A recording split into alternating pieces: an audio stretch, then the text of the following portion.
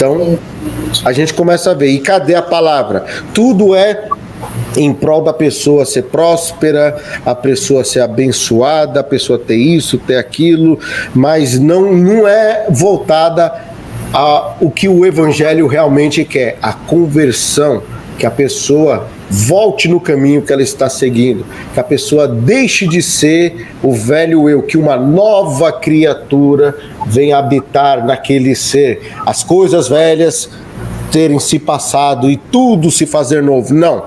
O negócio hoje em dia é retorno financeiro, só isso. É verdade.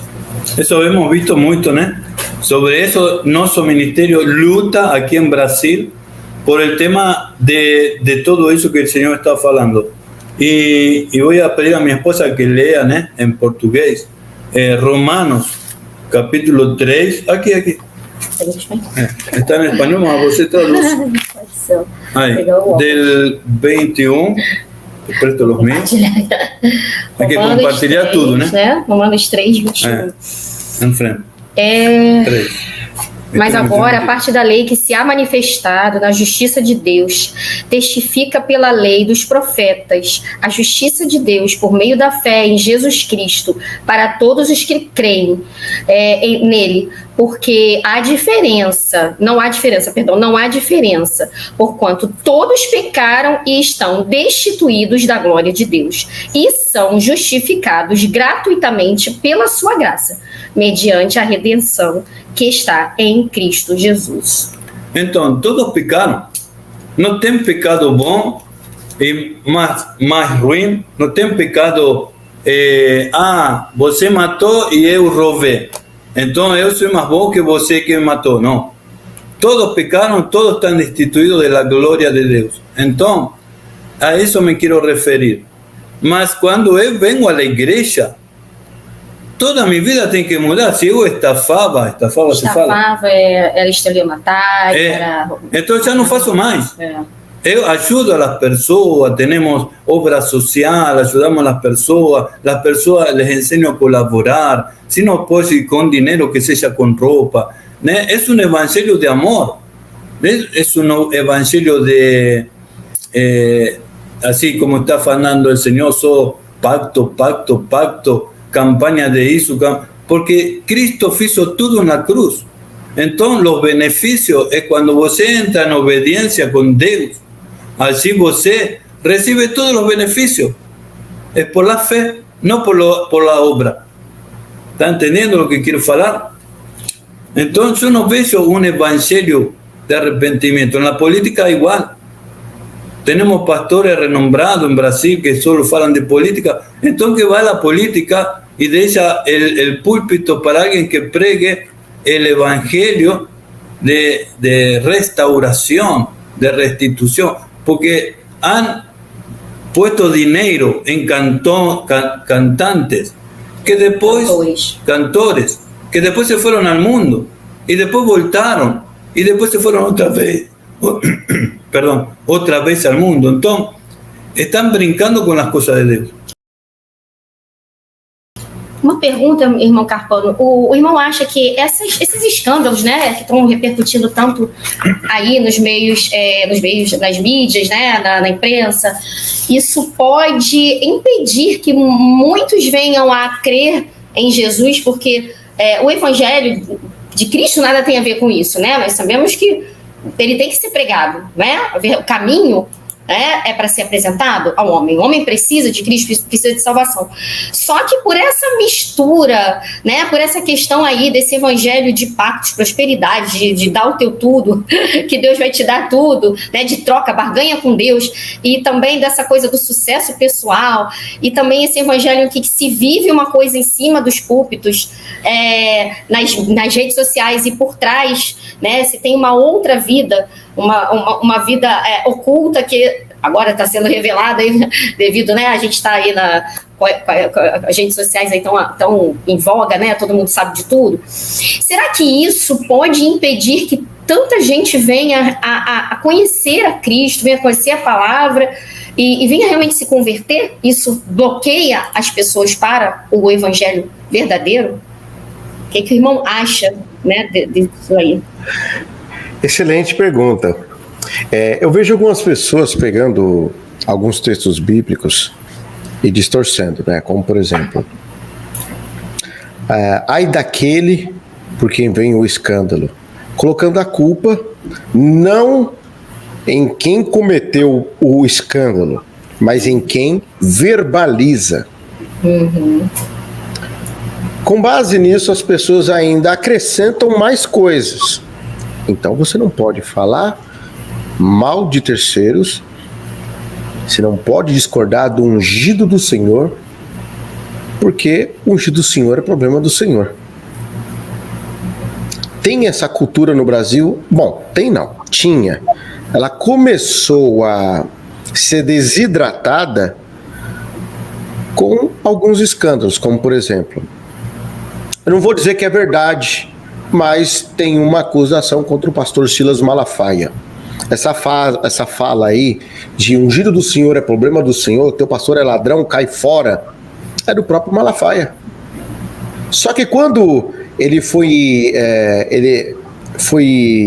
intimado numa oitiva da Operação Timóteo, olha o nome da operação, Operação Timóteo, que ele foi acusado de ter pego de oferta um dinheiro que era fruto de algo ilícito, configurando então em uma receptação, melhor dizendo. Aí a conversa mudou. Ele falou que não foi ele e tudo, e até o presente momento isso daí foi até arquivado, porque ele alegou que não sabia de onde vinha a oferta. Mas independente disso, a gente vê que essa falácia que nós chamamos aqui de foro privilegiado gospel caiu por terra. Então é o primeiro ponto que a gente tem que colocar. Isso era necessário. Mas o que diz a Bíblia? Será que quando a Bíblia está se referindo nessa passagem, ai daquele que vem o escândalo, está se referindo a quem pratica ou a quem divulga? Bom, se a gente for olhar outros exemplos bíblicos, existiam os maiores caguetas do mundo lá em Jerusalém. E quem eram esses caguetas? Os apelidados profetas. Porque o bicho cagueta, dedo duro, é profeta. Profeta é dedo duro. E quem se diz ser profeta de Deus, embora que hoje nós estamos em outra dispensação, mas aquele que se julga profeta tem que ser dedo duro. Tem que denunciar, porque faz parte do evangelho a denúncia. E tem gente que fala, não tem nada a ver, não é para tocar nos ungidos. Tá bom. João Batista. O que aconteceu com João Batista? Ele foi indagado e preso, perdeu a sua cabeça, porque ele viu Herodes e falou, não te é lícito dormir com a mulher do teu irmão. Simples, acabou. Acabou. Mas você tem que ver que aí era diferente o quê? O que era diferente? Não, o pecado é pecado do mesmo jeito. Pecado, eu entendo que a Bíblia fala que a gente deve corrigir os irmãos de uma forma privada. Eu não sou a favor de pegar o escândalo de todo mundo e jogar pau assim para todo mundo ver. Eu não sou a favor disso. Mas eu não posso passar pano para aquele que está em cima do altar, aquele que tem uma indumentária sacerdotal, que cobra dízimo, que cobra oferta, a pessoa que está na frente da obra, que se diz ser o ungido do Senhor, e essa pessoa está devendo. Eu não posso, porque Deus vai me cobrar. Oxe, os filhos de Eli, quando Eli recebeu a notícia que os filhos tinham ido já para os Infa, ele não caiu da cadeira e quebrou o pescoço? Do susto que tomou? Deus não requeriu da mão dele? Por quê? Porque ele sabia que os filhos aprontavam e não corrigia. Era dever dele. Agora imagina o André Carpano com um canal no YouTube, com um certo número de inscritos, modéstia à parte, eu acho que o que o André Carpano fala na internet tem um certo peso, tanto é que tentaram até defender Samuel Mariano e Flor de Lis, e eu fui e falei, não, tá tudo errado. Eu joguei tudo no ventilador. Então eu acho que eu tenho um pouco de peso para falar. Modéstia à parte, muitos pastores me assistem. Então, eu tenho a obrigação, eu não posso deixar uma coisa dessa. Só que, lógico, a gente tem que ter um bom senso. Entretanto, tem muita gente que está pensando que a passagem que fala ai daquele que vem um escândalo se refere a quem divulga. Não, o texto bíblico é claro quando ele fala.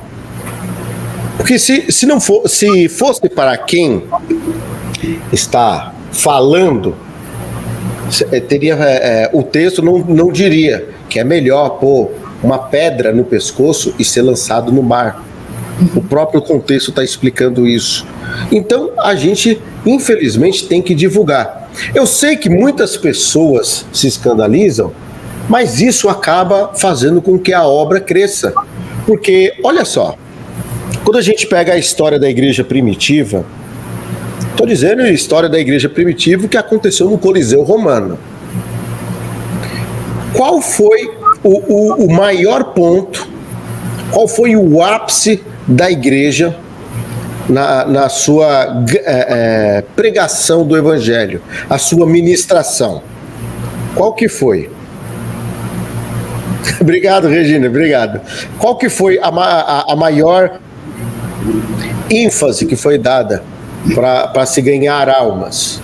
Foi o fato de eles só pregarem o evangelho e falar para não tocar no ungido? Foi o fato de eles ficarem em Jerusalém? Não. Foi no momento que eles entregaram a sua vida por uma causa.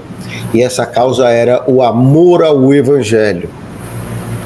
Quem via se convertia.